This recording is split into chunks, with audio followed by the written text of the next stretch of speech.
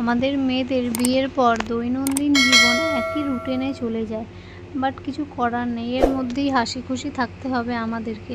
তো চলো বন্ধুরা, ভিডিওটা পুরোটা দেখো।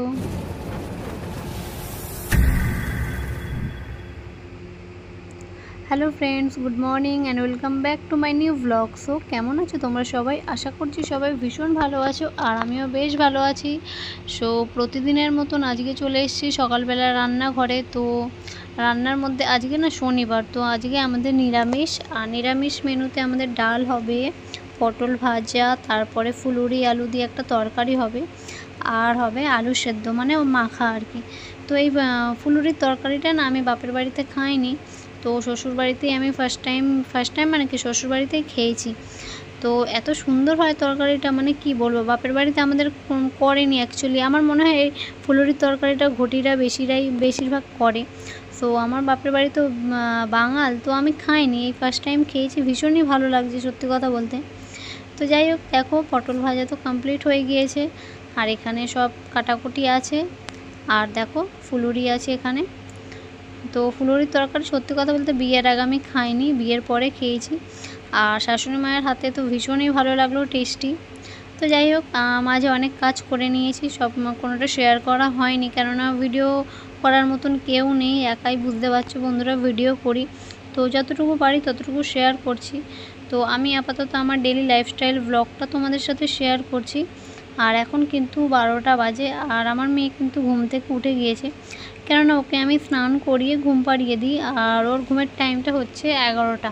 সো 11টা থেকে 12টা পর্যন্ত 1 ঘন্টায় ঘুমোয়, অথবা তার আগেও উঠে যায়, যেরকম আজকে উঠে গেছে, কেননা একদম শোয়নি, মাত্র 20 মিনিট ঘুমিয়েছে। তো যাই হোক, এখন আছে ওর ঠাম্মির ঘরে, আর আমার কিন্তু স্নান কমপ্লিট হয়ে গেছে। আর দেখো আমি আবার নিয়ে এলাম মাম্মামকে এইখানে। সো এখানে দেখো ও কিন্তু এখন লেখাপড়া করছে। তো ওখানে সাইকেলটা দিয়েছিলাম, তো ঘরেই ও বাইরে কী বলো তো সাইকেল চালাতে চায় না, চালাবে মানে মন মর্জি, বুঝতেই পারছো বাচ্চাদের মুড হিসেবে। তো সাইকেল চালাতে চালাতে না হুট করে নেমে যায়, ওই জন্য এখন আমি ওকে রাস্তায় বের করি না, তো ওর মন মর্জি মতন। যাই হোক, তো দেখো এখন বিকেল হয়ে গিয়েছে, আর বিকেলবেলায় মেয়েকে নিয়ে এসেছি আমি মন্দিরে। তো মন্দিরটা আমাদের বাড়ি থেকে খুব একটা দূরে নয়, আর এই মন্দিরে অনেক বাচ্চাই থাকে, তো তোমরা কিন্তু রিলস আমার দেখেছো।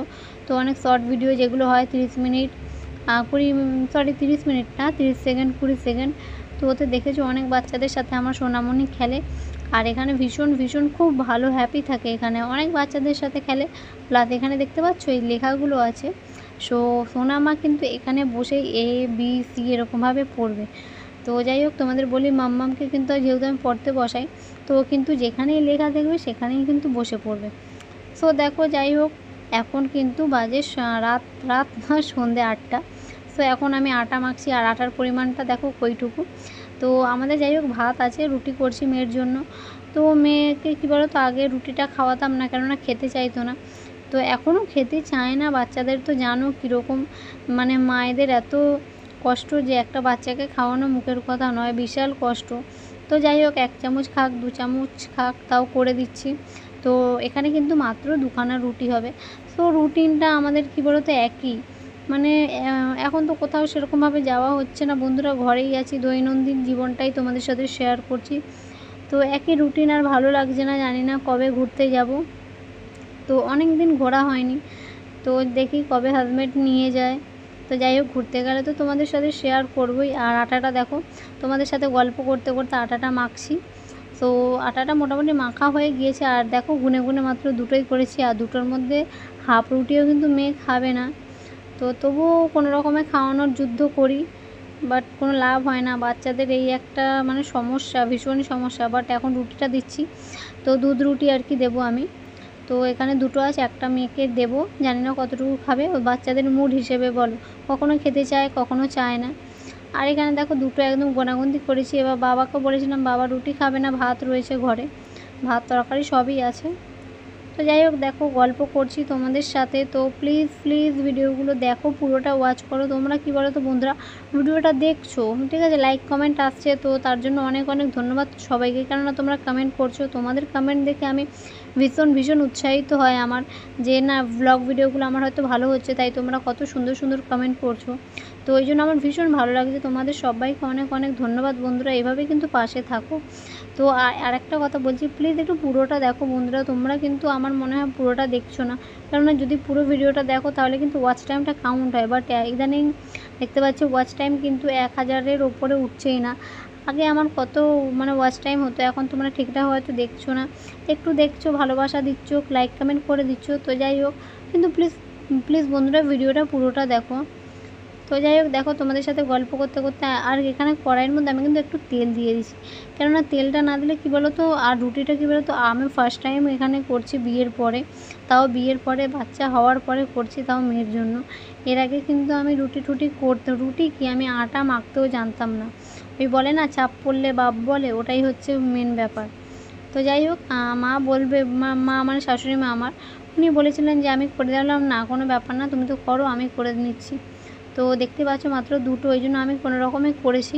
তো এখন অভ্যেস হয়ে গেছে, যদিও পুরো গোল হয় না, যাই হোক গোলের সাথে কোনো ব্যাপার না, বলো সেই তো আমরা ছিঁড়েই খাওয়াবো বলো। তো যাই হোক, দেখো তোমাদের সাথে গল্প করতে করতে হয়ে যাচ্ছে, দুটো রুটি কিন্তু খুব তাড়াতাড়ি হয়ে যাবে কম সময়ের মধ্যে। তো তোমরা ভিডিওটা দেখো, পুরোটা ভালো লাগলে প্লিজ লাইক কমেন্ট করে দিও। তো কবে ঘুরতে যাব আমি জানি না, সেটা সব কিছুই তোমাদের সাথে শেয়ার করছি বন্ধুরা।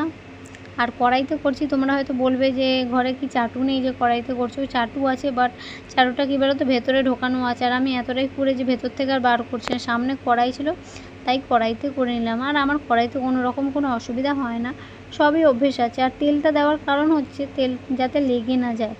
আর এখানে দেখো একটু ওই সাইডটা না একটু বেশি লাল হয়ে গিয়েছিলো, ওই জন্য ওগুলো আমি তুলে নিলাম। তুলে দেখো এখানে জলটা গরম করে দিয়েছি, তো জল গরমে আমি এবার ছিঁড়ে ছিঁড়ে দিয়ে দেবো, আর নরম হলে হাত।